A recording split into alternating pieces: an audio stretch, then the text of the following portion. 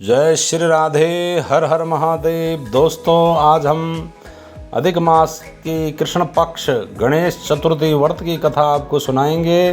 दोस्तों, कथा कुछ इस प्रकार है। स्कंद कुमार कहते हैं कि समस्त ऋषियों, आप लोग पुराण में वर्णित मंगलदायिनी कथा को सुनिए, जिसमें गणेश जी के व्रत की मातम्य का जिस प्रकार वर्णन किया गया है। हे द्विजवरों, जिस समय पांडव पुत्रों को वनवास हुआ, वे सब धर्मपरायण और कृष्ण की उपासना करते थे। एक समय की बात है कि अपनी इच्छा से भ्रमण करते हुए व्यास जी उन लोगों की कुटिया पर आए। व्यास मुनि को देखकर सभी करबंद हो उनके सम्मुख खड़े हो गए और कहने लगे, आपके दर्शन कर हम लोग धन्य हुए, साथ ही हमारी कुटिया भी। आपके पदार्पण से हमारा जीवन आज धन्य हुआ।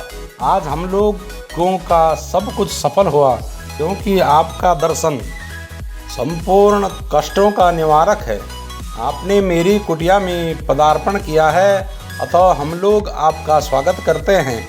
हम लोग राजोच्युत होकर भी आज अपने को धन्य मान रहे हैं। ऐसा कहकर पांचों पांडव भीमसेन, युधिष्ठिर, अर्जुन, नकुल और सहदेव उन्हें प्रणाम कर उनके सामने खड़े हो गए। पाद्य, अर्घ्य, आचमन और आसन प्रदान कर द्रौपदी ने हाथ जोड़कर उनसे कहना प्रारंभ किया, हे मुनिवर, मैं राजरानी होकर भी विरोधन की भरी सभा में केस पकड़कर अपमानित हुई और वनवासिनी बनाई गई।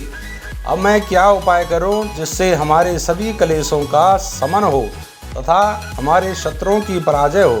इस प्रकार युधिष्ठिर द्रौपदी के संकटनाशक उपाय पूछने पर सर्वज्ञ व्यास जी ने कृपापूर्वक उन्हें उपाय बतलाया। हे महाराज, इस समय संपूर्ण विश्व में आपके जैसा कोई दूसरा धर्मात्मा नहीं है। मैं आपसे ऐसे व्रत का वर्णन करूंगा जिससे आपके समस्त दुखों और कष्टों का निवारण होगा।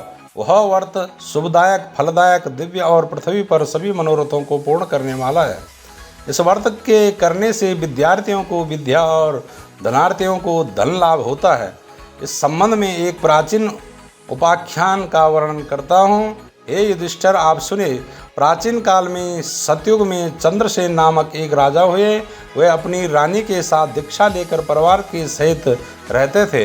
वे अपने स्वजनों, उनके पुत्रों एवं कुटुंबियों के साथ आनंद पूर्वक निवास करते थे। सौभाग्य से उनकी रानी बहुत ही गुणवती तथा पतिव्रता थी।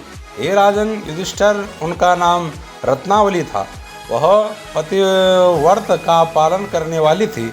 स्कंद कुमार जी कहते हैं कि हे मुनिवरों, राजा और रानी में परस्पर प्रगाढ़ प्रेम था। एक समय दैवयोग से शत्रुओं ने उनके राज्य को हस्तगत कर लिया। शत्रुओं ने राजा के कोष पर अधिकार करने के साथ ही सेना पर भी आधिपत्य जमा लिया।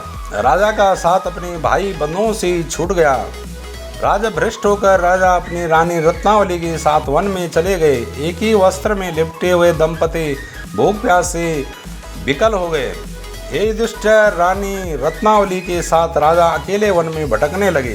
क्षुधा पिपासा से पीड़ित होकर वन में चलते चलते उन दोनों को सूर्यास्त हो गया। उस भयंकर वन में शेर, बाघ, चकवा, बगुला, कोयला और सारस रहते थे। रानी के पैर में कांटा चुभ जाने से राजा को महान कष्ट का अनुभव हुआ। उस वन में घूमते हुए राजा ने प्रातःकाल महर्षि मार्कंडेय को दूर से ही देखा। धीरे धीरे चलकर वहां तक पहुंचे और उन्हें दंडवत किया। उनकी पत्नी ने श्री मुनि को बारंबार प्रणाम किया। वन में विराजमान तपस्वी एवं जितेंद्र मुनि मार्कंडेय जी से हाथ जोड़कर राजा ने पूछा कि हे पूज्यवर, मैंने पूर्व जन्म में ऐसा कौन सा पाप किया था जिससे मेरी राज्य लक्ष्मी शत्रुओं द्वारा छीन ली गई। मार्कंडेय मुनि ने उत्तर दिया कि हे राजन, आप अपने पूर्व जन्म के वृतांत को सुनिए, मैं बतलाता हूँ। एक बार आखिर शिकार के लिए आप गहन वन में चले गए थे। हरिण, चीते और खरगोश का शिकार करते करते उस वन में रात हो गई और अधिक मास की चतुर्थी आ गई।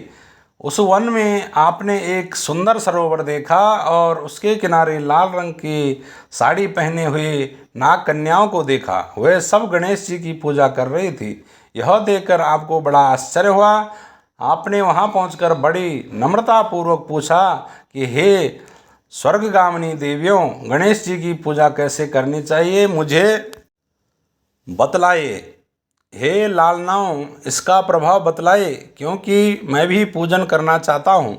नाग कन्याओं ने उत्तर दिया कि आप गणेश जी की पूजा कीजिए, इससे समस्त सिद्धियाँ प्राप्त होती है और नित्य ही शांति, पुष्टि, सुख, संतान एवं धन की वृद्धि होती है। राजा ने पूछा कि हे महिलाओं, गणेश जी की पूजा किस महीने में और किस तिथि को करनी चाहिए, इसमें किस वस्तु का दान देना चाहिए, इस पूजन की क्या विधि है, आप मुझसे कहिए। नाग कन्याओं ने उत्तर दिया कि हे राजाधिराज, अधिक मास के कृष्ण पक्ष की चतुर्थी को चंद्रोदय होने पर विधि सहित विघ्न विनाशक गणेश जी की पूजा करनी चाहिए। अपनी सामर्थ्य के अनुसार भक्ति भाव से पूजन करें। गणेश जी को पंचामृत से नहलाकर लाल पुष्प चढ़ावे, गंध, धूप, दीप, नैवेद्य, दूब, 2 वस्त्र, सुगंधित द्रव्य चढ़ावे, घी चीनी से बने हुए 15 लड्डू भोग के लिए बनवाए, उसमें से 5 लड्डू गणेश जी को अर्पण करें और 5 ब्राह्मणों को दान में दे दें। कुमारी कन्याओं को पहले देकर बाद में स्वयं भोजन करें। गणेश जी की प्रसन्नता के निमित्त समस्त सामग्री गणेश जी को अर्पित करें। तत्पश्चात पुराणोक्त कथा को सुने। ऐसा करने से मनुष्य की सभी वांछाएं पूर्ण होती है एवं समस्त सिद्धियां प्राप्त होती है। गणेश जी के पूजन की यही विधि है। नाग कन्याओं की बातें सुनकर राजा ने उन्हें बारंबार नमस्कार किया। इस प्रकार राजा ने वहां गणेश जी के व्रत का मन में संकल्प करके सरोवर के तट पर जाकर गणेश जी का ध्यान किया और वहां से चले गए। इसके प्रभाव से गणेश जी आप पर प्रसन्न हो गए और आपको पुत्र, स्त्री, धन, धान्य आदि से पूर्ण कर दिया।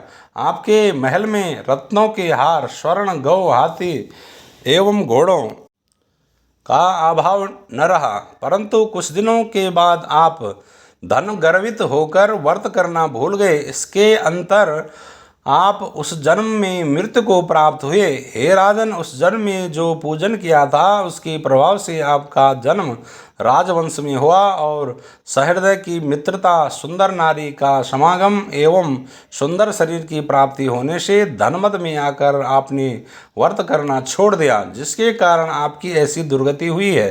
राजा ने पूछा कि हे ब्राह्मण, अब मैं कौन सा काम करूं जिससे वर्तमान संकट से मुक्ति हो, जिस उपाय से हमारे विघ्नों और क्लेशों का नाश हो तथा मुझे शांति प्राप्त हो, वही बताइए। मार्कंडेय मुनि ने कहा, हे महाराज, पूर्वोक्त रीति से आप गणेश जी की पूजा कीजिए और संकट नाशन चतुर्थी के व्रत को कीजिए। इससे गणेश जी प्रसन्न होंगे और आपको पुनः राज्य वैभव प्राप्त होगा। इसलिए संपूर्ण कष्टों के शमनार्थ आप स्वयं गणेश जी की पूजा कीजिए। व्यास जी कहते हैं कि मार्कंडेय जी की बात सुनकर राजा ने उन्हें प्रणाम किया और अपने भवन में चले गए। रानी के साथ राजा ने भक्तिपूर्वक विधिवत व्रत किया। व्रत के करने से उनके शत्रुओं का नाश हुआ। उन्होंने अपना खोया हुआ राज्य पुनः पाया। गणेश जी की पूजा करने से सभी वस्तुएं सुलभ हो जाती हैं और सभी कार्यों में सफलता मिलती है। स्कंद कुमार जी कहते हैं कि व्यास जी के वचन सुनकर महाराज युधिष्ठिर ने हाथ जोड़कर उनसे फिर पूछा। युधिष्ठिर ने कहा, हे कष्टों को दूर करने वाले महर्षि, इस चतुर्थी के व्रत की विधि बतलाए। किस नाम से, किस मास में और किस प्रकार गणेश जी की पूजा करनी चाहिए, तब इस व्रत में किस चीज़ का आहार करना चाहिए। तब व्यास जी ने कहा कि हे राजन, अधिक मास में चतुर्थी को गणेश्वर के नाम से पूजा करनी चाहिए। लाल कनेर के फूल चढ़ाकर लड्डू आदि का भोग लगावे। लाल चंदन, रोली, अक्षत और धूप को एक एक नाम से अलग अलग चढ़ावे। तत्पश्चात विश्वप्रियाय नमः कहकर आचमन, ब्रह्मचारिणी नमः स्नान, गणेश्वराय नमः से वस्त्र, पुष्टिदायक से चंदन चढ़ावे, विनायकम से पुष्प और उमा सुताय नाम से धूप, रुद्रप्रियाय के नाम से दीप और विघ्न विनाशिनी नाम से नैवेद्य अर्पित करें। फलादात्री नमः से तांबूल, संकट नाशिनी नमः से फल चढ़ावे। इसके बाद विघ्न विनायक गणेश जी की प्रार्थना करें। हे सुंदर मुख वाले गणेश जी, मैं भव बाधा से ग्रसित, भय से पीड़ित और कलेशों से संतप्त हूँ। आप मेरे पर प्रसन्न होइए। हे दुख दरिद्र की नाशक गणनायक जी, आप मेरी रक्षा करें। हे विघ्नों के विनाशक, आपको बारंबार मेरा प्रणाम है। फिर निम्नांकित मंत्र से पुष्पांजलि देकर चंद्रमा को अर्घ्य देवें। हे क्षीर सागर ग्रह शंभूत, हे द्विजराज, हे षोडश कलाओं के अधिपति, शंख में सफेद फूल, चंदन, जल, अक्षत और दक्षिणा लेकर हे रोहिणी सहित चंद्रमा, आप मेरे अर्घ्य को स्वीकार करें। मैं आपको प्रणाम करता हूँ। तदंतर ब्राह्मण को भोजन करावें, लड्डू और दक्षिणा दें। देवता और ब्राह्मण से बचे अन्न द्वारा स्वयं आहार ग्रहण करें। रात्रि में भूमि पर शयन करें और लालच विहीन होकर क्रोध से दूर रहें। हर महीने गणेश जी की प्रसन्नता के निमित्त व्रत करें। इसके प्रभाव से विद्यार्थी को विद्या, धनार्थी को धन प्राप्ति एवं कुमारी कन्या को सुशील वर की प्राप्ति होती है और वह सौभाग्यवती रहकर दीर्घकाल तक पति का सुख भोग करती है। विधवा व्रत करने पर अगले जन्म में वह साध्वी होती है एवं ऐश्वर्यशालिनी बनकर पुत्र पौत्रादि का सुख भोगती हुई अंत में मोक्ष पाती है। पुत्रेच्छु को पुत्र लाभ एवं रोगी को रोग निवारण होता है। भयभीत व्यक्ति भय रहित होता है एवं बंधन में पड़ा हुआ मुक्त हो जाता है। व्यास जी कहते हैं कि हे राजन, इस प्रकार आप भी व्रत कीजिए। इस संकट नाशक चतुर्थी व्रत करने से आप गणेश जी की कृपा से अपने राज्य को पुनः हस्तगत कर लेंगे। जो मनुष्य भक्ति भाव से इस मंगलदायिनी पौराणिक कथा को सुनते या पढ़ते हैं, उन्हें परम सिद्धि, सुख, लोकोत्तर वैभव की उपलब्धि होती है। हे महाराजा धीराज, आपके प्रसन्न के अनुसार मैंने संपूर्ण मनोरथों को पूर्ण करने वाले इस संकट नाशक गणेश चतुर्थी का विवरण सुनकर राजा युधिष्ठिर ने इस व्रत को किया। इसके प्रभाव से उन्होंने संपूर्ण शत्रुओं को रणभूमि में परास्त करके भारतवर्ष का राज्य अपने अधीन कर लिया। जय श्री राधे, हर हर महादेव। दोस्तों, यह कथा आपको कैसे लगी?